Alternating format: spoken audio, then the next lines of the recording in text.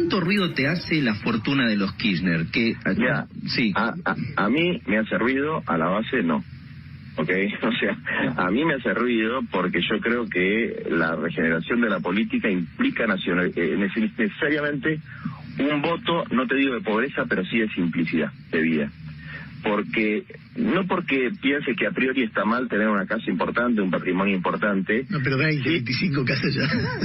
No, a ver, los políticos que se admiran, no sé cuál es el patrimonio de Merkel o el patrimonio de Biden, pero te puedo asegurar que son infinitamente superiores al del más rico de los políticos en la Argentina. Creo, Y bueno, y nadie investiga demasiado cómo la tienen, digamos, ¿no?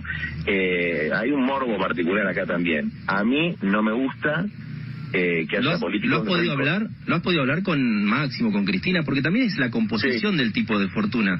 Todo inmueble, todo renta inmobiliaria, lotes vacíos en Santa Cruz. ¿Hay algo del territorio del refugio? Argentina.